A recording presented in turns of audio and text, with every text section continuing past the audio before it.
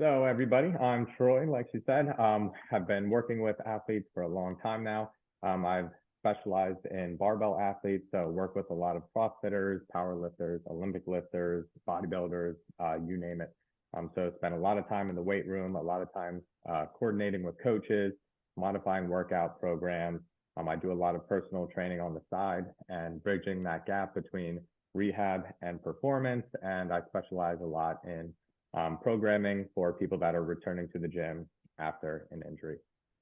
So today I wanted to talk about getting back into the gym, and with the new year, stronger you. So a lot of people have their New Year's resolution around beginning their fitness and health journey. So I'm just here to talk about some of the foundations of that and some tips and tricks to make it a little bit more efficient for you all.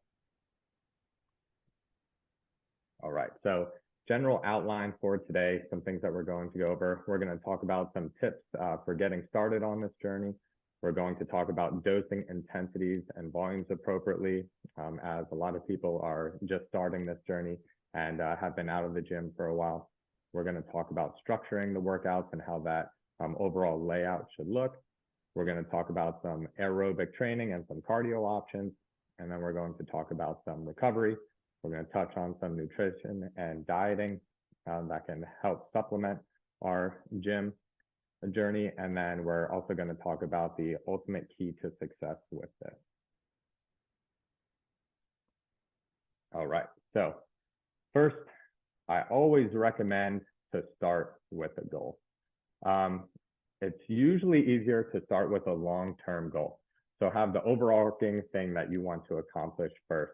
That could be anything: lose 20 pounds, gain 20 pounds, get into the 500 club with the 3 main lifts, complete a marathon, or it could be something functional like being able to pick up your grandkid.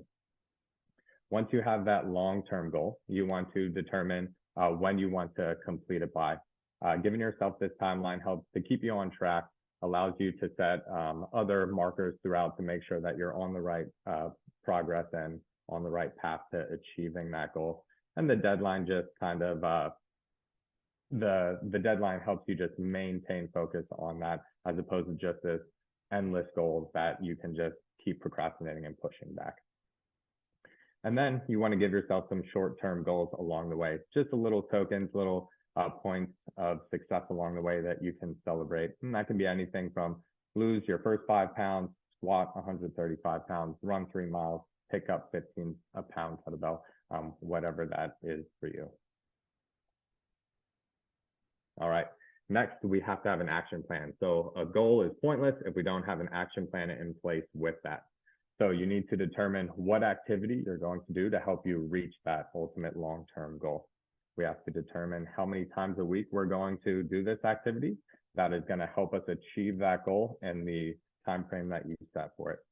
We also have to think about what other modifications we need to assist in this goal.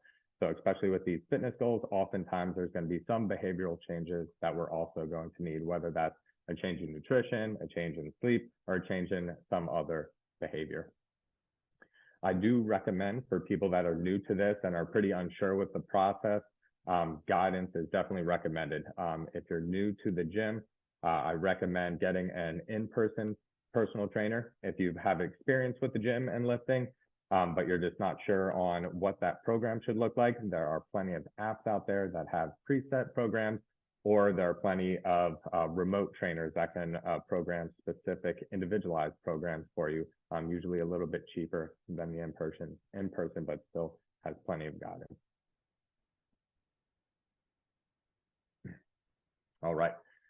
So oftentimes with these New Year resolution gym journeys, we are a little rusty. So whether you've never been in the gym before or you just haven't been in a while, we can run into some trouble when we do too much, too soon, after too little, for too long.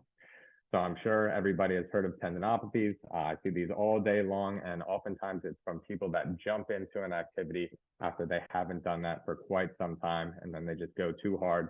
Things start to hurt, things get achy, then they have to shut it down. They're pulled away from their goals, and then it's tough to get started again. And it can just, the whole house of cards starts crumbling down. So we want to make sure that we are managing the stresses for the body if it's not prepared for that.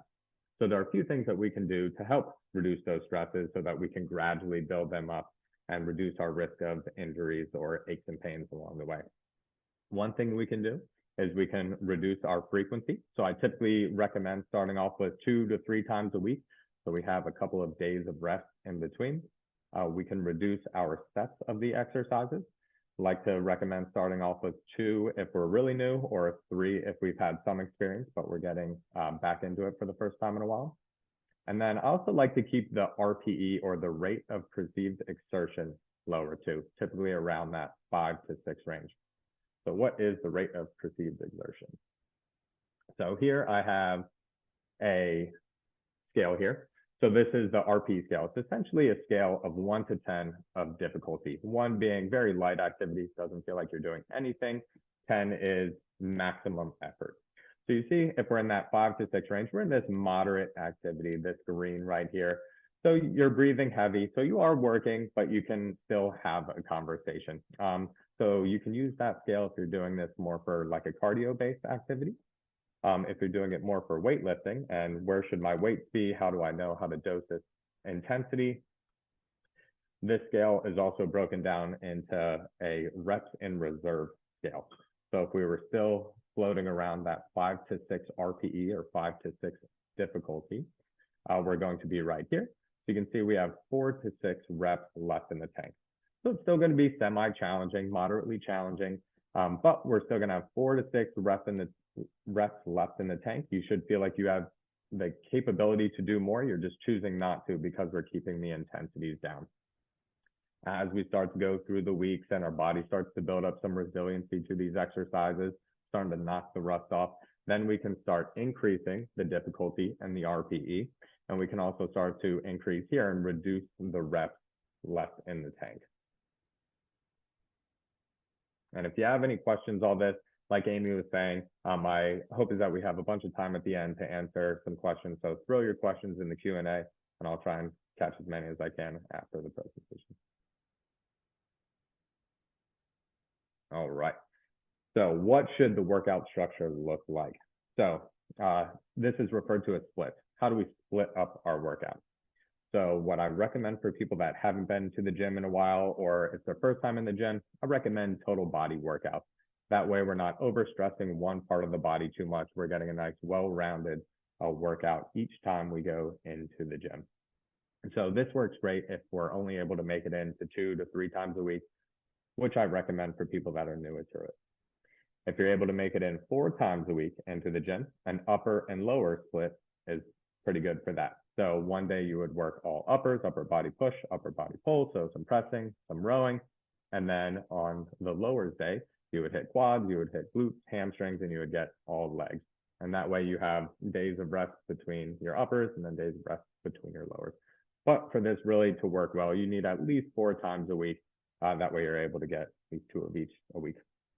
There's also traditional bodybuilding style.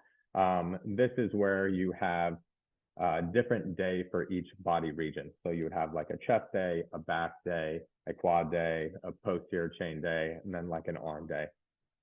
This can be tough for people that haven't worked out in a while, just because you have a whole day dedicated to one muscle group. So you're really going to overload that muscle group. So it's not ideal for people that are starting off, but people that have been going to the gym for a while, if you're able to make it in 5 times a week, this can work great if your goal is to build some hypertrophy. All right. So the workout flow, what should the actual workout look like? So obviously we want to warm up. We always want to warm up. We should do more than just get on the hamster wheel and just go on the spin bike or walk on the treadmill. There are some other goals that we have for our warm up. So we want to improve our mobility and flexibility.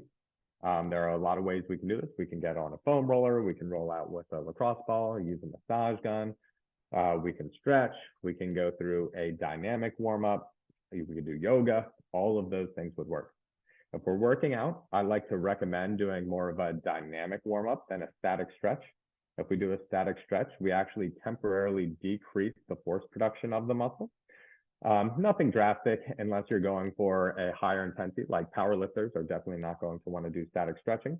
But dynamic warm-ups can be a little bit more effective. There's a lot of ways to go about this, but your old school typical field warm-up that you did back in your soccer days works out pretty good. We also want to prime the nervous system and prepare the body for the movements that it's about to go through for the workout. So if we're doing, let's just say, a bench day, we should probably get some push-ups or some kind of press to get the chest warmed up. If we're going to be doing squats, we should probably do some lunges or some bodyweight squats to get our body ready for the squatting pattern and to get our legs warmed up. We also want to increase our heart rate and increase the blood flow to the tissues. So they call it a warm-up. One thing we do want to do is actually warm up the tissues, and we get some physiological changes on the molecular scale when we do that, that can help us out for the workout. Once we go through our warm-up, if we are going to be getting any power or explosive work, we want to get that in the beginning. Our goal for these exercises are going to be to move as quick as possible. So we want to do that while we're fresh. So if we're doing any like box jumps or sprints or cleans or snatches, we want to get that in the beginning when we have most of our energy. After that, we're going to move on to our main lift. So these are going to be our big movement patterns. These are going to be our squats, our deadlifts, our bench, our heavy rows, and things like a leg press. So these are going to be our heavier exercises. These are going to be the things where both arms or both legs are moving. What I recommend for a lot of my clients is after we're done with our main lift and our big, heavy bilateral movements, we're going to move on to accessory lifts. So these are going to be our smaller muscle groups. These are going to be less joints involved, so not the entire leg. Maybe we're just working on a knee extension or a step up or a lunge or tricep press down, something where not the entire body is involved. Oftentimes people have a lot of strength and stability imbalances. Working a lot of unilateral accessory lifts, single arm, single leg is a nice way that we can combat this. Once we're done with that, it's nice to throw in a cool down. There are a lot of things we can do. We can do cardio at the end. So we can do like a walk on the treadmill. We can do a nice easy row. We could get on the bike. We could do, we could go in a sauna. We can also hit mobility after an exercise, after a workout, and just go through like a mobility flow or get your static stretches after the lift. All right. So what rep set scheme should we go for? It really depends on your goals, but you can see here, if our goal is to work on strength, we want to be in that 5 or less rep range. If we want to work on power and move a lot of weight really quick, we want to be even lower than that. I typically see that more in the 1, 2, or 3 rep range. If we do too much of that, we start to lose our speed and then we're no longer working on power. If we want to work on hypertrophy and we want to work on just toning and building muscle mass, that's going to be in this 8 to 12 range. And if we want to work on muscular endurance, that's going to be a higher rep range. That's going to be around a 15 or higher reps. Now, obviously, if you're working on one of these factors, we're also going to hit other qualities along the way, but to a lesser degree. So if we take a look at hypertrophy, if we're in this 8 to 12 rep range, we're still going to be working on strength, but to a lesser degree of building absolute strength than if we were at the lower rep range. So you just kind of go off of your long-term goals that you set. What are your goals? And that can help you determine which rep range you should be in. For people that are new to the gym and starting out or haven't been there in a while, even if your goal is strength, I like to recommend hanging out in this hypertrophy range. We need to build up the capacity of our tissues. We need to build up a little bit of resiliency to resistance training. It's going to be tough to do that at a lower rep range because you need higher weights and intensities to do that. So being able to start at that lower RPE in this hypertrophy range to build that foundation is going to allow us to work into these a little bit later on. So I would start off a little bit higher to that 12 rep range. And then if we want to work on strength, we can start to work down the rep range. So we're getting less reps, and that way our weight can be a little bit higher if we want to work on strength. All right. Next, I wanted to talk about some other non-running cardio options. So all the time I have clients come in and they think that running is the only way to lose weight, only way to burn calories, and it's the most effective way. And that's just simply not true. There are plenty of other options. If you hate running, you don't have to run. So I just have a list here. Obviously this list is not all inclusive. There are a million options out there, but just to spark some ideas for everyone out there. We can do an incline treadmill walk. One of my favorites, bump the incline all the way up, go at a nice comfortable pace and just walk, and you will feel the sweat coming. You will feel the heart beating hard. We could do an assault bike or a stationary bike. We could do a rower. We could do a ski erg. We could do intervals with all these things. We could go through a little bit of a sprint, and then we could go into a coast and go into a little bit of a sprint. Starting off with like a 10 on and 30 off, or you could do a 20 on, 40 off, whatever works best for you. We could also go through circuits or HIIT workouts, another one of my favorites. This is a nice way that we can work on strength and burning calories at the same time. You can get a list of 8 or 10 exercises that are kind of all body and all inclusive, and you can just work right down that list, hitting one after the other, no rest until you're done with that round. Then you take a little break, 1, 2, 3 minutes, whatever you need, and then go back into another round of that. But a great way that you can burn calories and strength at the same time. You can also go through a yoga flow where you're constantly changing positions. There are plenty of fitness classes out there like spin classes or Orange Theories, all the above. And then swimming too. If people are in a lot of pain or they're having a tough time just with resistance training, or standing is challenging for them, swimming can be a great option for you so that you can escape gravity. So out of all that list, which is the best exercise for you for cardio, the best exercise to burn calories? It really depends. It's whichever one feels good, whichever one you enjoy doing, and whichever one helps promote adherence to doing that activity. So if you hate running, don't choose running to do it. There are enough barriers with exercising and staying on path with this fitness journey. We don't need another barrier. So find whichever one you enjoy doing, whichever one comes easy for you, and do that. Also get a lot of questions on which heart rate zone people should be in. So there's this theory that there's a fat burning zone at a lower intensity heart rate. And where some of that is true, that's not totally true. It ultimately comes down to calories in versus calories out. So we just need to burn calories if our goal is to lose weight. So we can be at a lot of different heart rate zones to accomplish that. For those of you that aren't familiar with heart rate zones, it's a scale of usually 1 to 5, where 5 is an all-out expenditure, where our heart rate is as high as it can be, where zone 1 is just very light and the heart rate is just slightly elevated. It depends on which one you are able to do, whatever aligns with your goals, whatever you enjoy doing. If you hate getting crushed at that high heart rate zone 5, where your heart rate is all the way up, don't do that. Do a more moderate heart rate race. You might just have to go a little bit longer if you have a caloric expenditure goal to hit. Just know you're burning more calories at a higher heart rate, so you might have to go longer with the lower intensity. All right, next, we're going to talk about recovery. So we just crushed our workout. What do we do now? So next, we're going to dive into some nutrition and dieting with it. We're going to talk about some water intake and what that should look like. We're going to talk about some active recovery options, and then can't talk about recovery without talking about sleep. All right, so nutrition. Move this down. All right. So the goal of nutrition, we just depleted our energy source. So a big part of the goal is to restore those energy sources. We also need to provide our body with proteins that we can repair and rebuild. So part of the goal of working out is to break down our muscle fibers. We need proteins in our body so that we can repair and rebuild them, so we can grow bigger, stronger, more muscle fibers.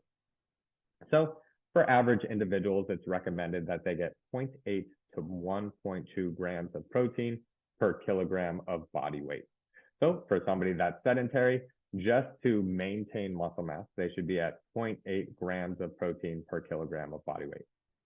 Obviously, if we're working out and we're breaking down these muscles, we're going to need a little bit more protein than that. So it's recommended that 1.2 to 2 grams of protein per kilogram of body weight should be eaten. Now, this is a pretty big scale. So you're going to see 2 grams of protein. That's a decent amount of protein. That's almost a gram per pound of body weight. And you'll see that in a lot of power lifters. For most people, it's probably going to be somewhere in between. So you see down here, I have an example. So 1 kilogram is equal to 2.2 pounds. So if you take your weight and you divide by 2, that's going to be close to your kilograms if you wanted an estimate. But for a 160-pound individual, an athlete, that's going to need a little bit more protein. So we're going to look at that 1.5 grams per kilogram of body weight. That person is going to need 109 grams a day of protein. Now, 109 grams can be pretty tough to get through your daily diet. That's where supplements are going to be helpful. So a protein shake, a whey protein, a plant-based protein, protein bars. There are a lot of methods out there. Find whichever one works best for you and your dietary restrictions. But liquid calories can be a nice way, or liquid calories and liquid protein shakes is a nice way to get you up to these higher protein intakes. All right. Dieting. So, like I said before, this ultimately comes down to calories in versus calories out. So, as a general rule of thumb, you want to be plus or minus 500 calories a day. Obviously, plus 500 if you want to gain weight, minus 500 if you want to lose weight. There are also a lot of trackers out there to help you with this. I know one that I've used in the past is MyFitnessPal, but there are a million out there. You can plug in your weight and your height, your energy expenditure. You can put in your goal of how much weight you want to lose or gain. You can give it a time frame, and it can spit out your recommended caloric surplus or deficit that you should have to accomplish that goal by then. Super helpful, especially just to give you kind of a baseline of where you should be at. There are a lot of them out there. These tools usually have a program where you can enter the foods that you're eating to. That way it helps you track your macros and your calories, your proteins, your carbs, your fats, so that it can just give you experience of knowing how many calories you truly are bringing in per day. So which diet is best? There are a lot of diets out there: vegan, keto, carnivore, Weight Watchers, intermittent fasting. The list is endless. Which one is the best? Just like before, it depends. It's whichever one works best for you. If it's cutting out all of the foods that you love, it's very unlikely that you're going to be able to sustain that and maintain that diet. It's not the one for you. Find one that's easy for you to do. Find one that you enjoy. And with that, it'll just be a lot easier for you to adhere. With these things, if you only do it for a few months, once you stop, you're going to go back to your old ways, and you're going to get farther and farther away from the goal that you just worked so hard to achieve. When we're thinking about these things, these are usually a long-term thing in behavioral changes. We want to find one that is easy for you to maintain and sustain long-term. Give multiple a shot, find the one that works best. All right. Next, water intake. So we're going to be sweating in the gym. Hopefully, we have to replenish our water. Water intake can help with all the metabolic processes that go on in the body with our repair and rebuild. Also can help with sleep, help with stress, to help overall how we're feeling. We need to make sure we're getting enough water. So it is recommended that individuals get 0.5 to 1 fluid ounce per pound of body weight. Okay. So obviously, if we're working really hard and we're sweating a lot and we're burning a lot of energy throughout the day, we're going to be closer to this 1. If we're a little bit more sedentary, not that active, we're going to be a little bit closer to this 0.5 fluid ounces. Most people that come in are way under what they should be having. There are also plenty of apps out there or different water bottles that are marked that help you along the way. There are even water bottles with like motivational things going down the list, just to keep you drinking. There are apps that are games that you have to log every bottle of water that you drink just to keep you on track. If you're having a tough time hitting those goals, download one of the apps, makes it a lot easier. All right, now let's talk about active recovery. So I typically recommend for most of my clients that you need at least 1 day a week off from your main activity. So if you're going to the gym, you need at least 1 day out of the gym. If you're running for your activity, you need at least 1 day where you're not running. I typically recommend 1 day off from everything, but if you can at least give me 1 day off from your main activity, I'll be happy for those people that need to be doing something 7 days a week. So why is that important? Our goal is to avoid overstressing the same tissues and our ligaments, our tendons, our muscles.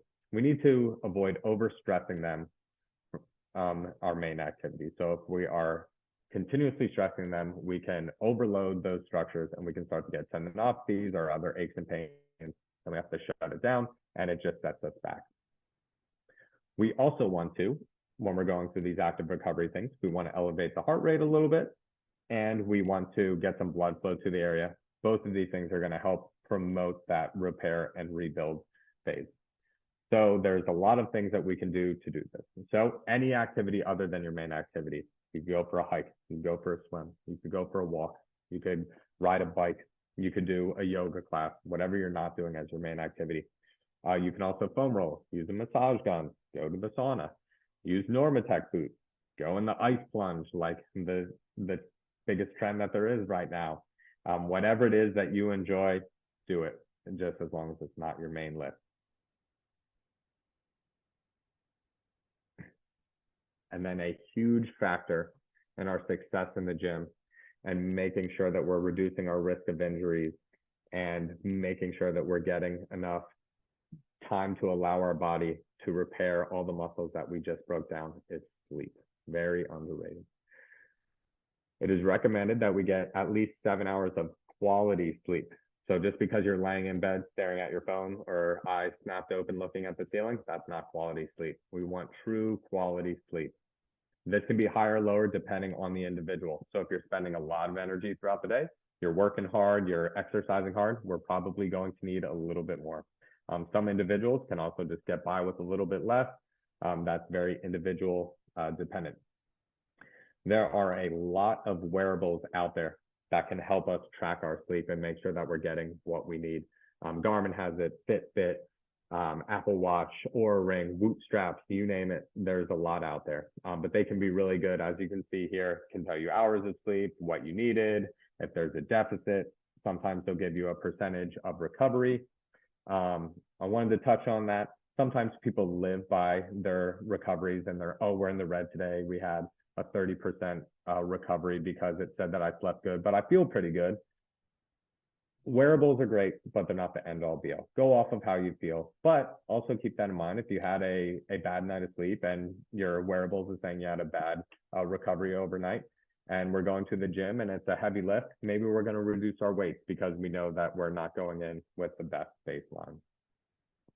All of these wearables also help us track our energy expenditure and our workouts. They can also be a great tool for that as well. All right. Finally, guys, the key to success, if there's one thing that I would recommend, it's consistency. It doesn't matter what you do, how good you do it, how hard you do it, if you're not consistent with it. Unfortunately, all of these fitness goals, they take time. If they were easy, everybody would do it, and it wouldn't be this New Year's resolution. It wouldn't be this big goal of ours if it was easy. Consistency is going to be your #1 factor at achieving your goals. You have to do it well, and you have to do it often.